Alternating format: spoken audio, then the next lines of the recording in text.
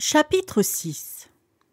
10 minutes plus tard environ, la cloche sonna pour le thé et comme Virginia ne descendait pas, Madame Otis envoya l'un des valets de pied la prévenir. Au bout d'un moment, il revint et dit qu'il n'avait pu trouver Miss Virginia nulle part. Comme elle avait l'habitude de sortir dans le jardin chaque soir cueillir des fleurs pour orner la table du dîner, Madame Otis ne s'alarma pas tout de suite, mais 6 heures sonnèrent et Virginia n'apparaissait toujours pas. Alors elle commença à s'inquiéter et envoya les garçons à sa recherche, tandis qu'elle-même et M. Otis fouillaient chaque pièce de la maison. À 6h30, les garçons revinrent en déclarant qu'ils n'avaient trouvé aucune trace de leur sœur. M. Otis se souvint brusquement que quelques jours plus tôt, il avait donné à une bande de bohémiens l'autorisation de camper dans le parc. Il partit donc séance tenante pour Blackfell Hollow, où il savait les retrouver, accompagné de son fils aîné et de 2 domestiques de la ferme. Le petit duc de Cheshire, au comble de l'anxiété, se répandit en supplications pour faire partie du groupe, mais M. Otis refusa de l'emmener parce qu'il craignait une échauffourée. En arrivant sur les lieux, il constata que les Romanichels étaient partis et, de toute évidence, ce départ avait été précipité car le feu brûlait encore et des écuelles traînaient dans l'herbe. Après avoir envoyé Washington et les 2 domestiques explorer les environs, Otis rentra précipitamment et envoya des dépêches à tous les inspecteurs de police du comté en leur demandant de rechercher une jeune fille qui avait été enlevée par des vagabonds ou des Romanichels. Il commanda ensuite qu'on sellât son cheval et après avoir insisté pour que sa femme et les 3 garçons se mettent à table pour le dîner, il partit le long de la route d'Ascot, escorté d'un valet d'écurie. Il avait à peine parcouru 3 ou 4 kilomètres qu'il entendit derrière lui un cheval qui galopait, et s'étant retourné, il vit le petit duc qui arrivait sur son poney, tête nue et le visage en feu. « Je suis désolé, monsieur Otis, dit le jeune garçon, mais je ne peux pas dîner tant que Virginia n'est pas retrouvée. Ne soyez pas fâché, je vous en prie. Si vous nous aviez laissé nous fiancer l'année dernière, tout ça ne serait jamais arrivé. Vous n'allez pas me renvoyer, n'est-ce pas? Je ne veux pas rentrer, et je ne rentrerai pas. » Vraiment touché de la dévotion qu'il manifestait à l'égard de Virginia, le ministre ne put s'empêcher de sourire au jeune homme et gracieux chenapan. Penché sur l'encolure de son cheval, il lui tapota affectueusement l'épaule et dit « Ma foi, Cécile, si vous ne voulez pas rentrer, venez avec moi, mais il faut que je vous trouve un chapeau à Ascot. »« Oh, zut pour le chapeau, c'est Virginia que je veux !» s'écria le petit duc en riant, et ils prirent le galop en direction de la gare. Monsieur Otis demanda au chef de gare si une jeune fille répondant à la description de Virginia avait été vue sur le quai, mais il n'apprit rien à son sujet. Le chef de gare, toutefois, expédia des dépêches dans les 2 directions opposées de la ligne et assura monsieur Otis qu'une étroite surveillance serait exercée en vue de retrouver sa fille. Après avoir acheté un chapeau pour le petit duc chez un mercier qui était en train de fermer ses volets, M. Otis chevaucha jusqu'à Bexley, un village à 6 kilomètres de là environ, lieu bien connu, lui avait-on dit, de rassemblement des bohémiens dans le vaste pré communal voisin. Il alerta le représentant de la police locale, mais n'en obtint aucun renseignement, et après avoir exploré à cheval tout le pré, ils tournèrent bride pour regagner la maison et arrivèrent à Canterville-Chase vers 7 heures, recrues de fatigue et l'âme en peine. Ils trouvèrent Washington et les jumeaux qui les attendaient au portail avec des lanternes, car l'avenue était très sombre. On n'avait découvert aucune trace de Virginia.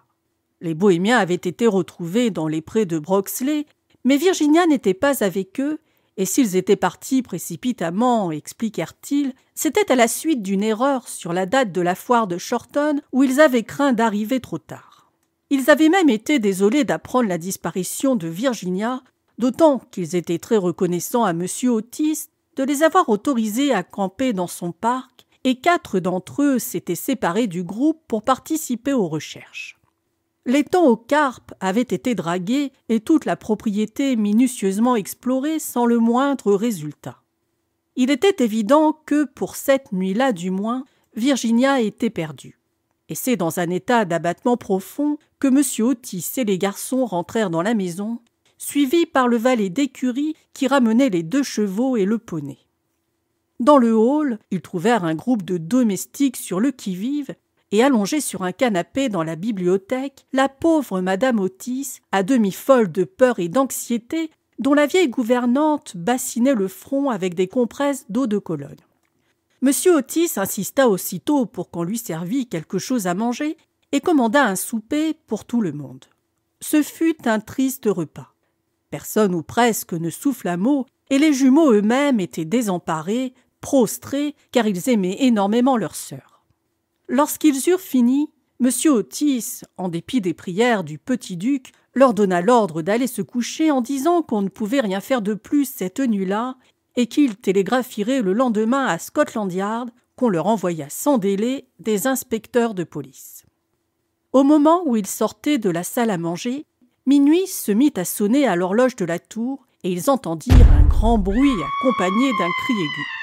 Un roulement de tonnerre effrayant fit vibrer la maison, les accents d'une musique céleste flottèrent dans l'air, un panneau de la boiserie au sommet de l'escalier se déroba avec fracas, et sur le palier, très pâle et blanche, un petit coffret à la main, surgit Virginia. Ce fut en un instant une ruée générale vers le haut des marches. M. Otis étreignit Virginia avec passion, le petit-duc l'étouffa de baisers frénétiques, et les jumeaux se mirent à exécuter une danse du scalp autour du groupe. « Grand Dieu, mon enfant, où étais-tu donc ?» s'écria M. Otis avec une certaine humeur, pensant qu'elle avait voulu leur jouer un tour de sa façon. « Cécile et moi avons parcouru tout le pays à cheval pour te retrouver, et ta mère était mortellement inquiète. Il ne faut plus jamais faire des mauvaises farces de ce genre. »« Sauf aux fantômes, glapirent les jumeaux en exécutant des cabrioles. « Ma petite chérie, Dieu merci, te voilà retrouvée. Je ne veux plus jamais que tu me quittes. » murmura Madame Otis en embrassant l'enfant tremblante et en lissant ses mèches d'or emmêlées. « Papa, dit Virginia calmement, j'étais avec le fantôme. Il est mort et il faut que tu viennes le voir. Ça avait été un très méchant homme, mais il regrettait sincèrement tout ce qu'il avait fait de mal et avant de mourir, il m'a donné cette cassette de bijoux superbes. » Toute la famille la regardait, muette de stupeur, mais elle était parfaitement sérieuse et grave, puis elle se détourna et les conduisit par le panneau ouvert dans la boiserie le long d'un étroit corridor secret. Washington suivait avec une bougie allumée qu'il avait prise sur la table. Enfin, ils parvinrent à une lourde porte de chêne rehaussée de clous rouillés. Sous les doigts de Virginia, la porte pivota sur ses gonds et ils se trouvèrent dans une petite pièce basse avec un plafond voûté et une minuscule fenêtre garnie de barreaux. Scellé dans le mur, un énorme anneau de fer auquel était enchaîné un squelette gisant de tout son long sur le sol de pierre et qui semblait essayer de saisir de ses longs doigts décharnés une cruche antique et une écuelle placée juste hors de sa portée. De toute évidence, la cruche avait été jadis remplie d'eau car ses parois intérieures étaient tapissées d'une mousse verdâtre. Dans l'écuelle ne restait qu'un infime tas de poussière. Virginia s'agenouilla à côté du squelette et, joignant ses petites mains, elle se mit à prier en silence tandis que les autres semblaient songer avec effroi à la terrible tragédie dont le secret venait de leur être dévoilé. « Ah, tiens !» s'exclama soudain l'un des jumeaux qui regardait par la petite fenêtre pour tenter de découvrir dans quelle aile du manoir était située la pièce. « Tiens, le vieil amandier desséché est en fleurs. On le voit bien au clair de lune. » « Dieu lui a pardonné, » dit gravement Virginia en se relevant, et une lumière radieuse parut illuminer son visage.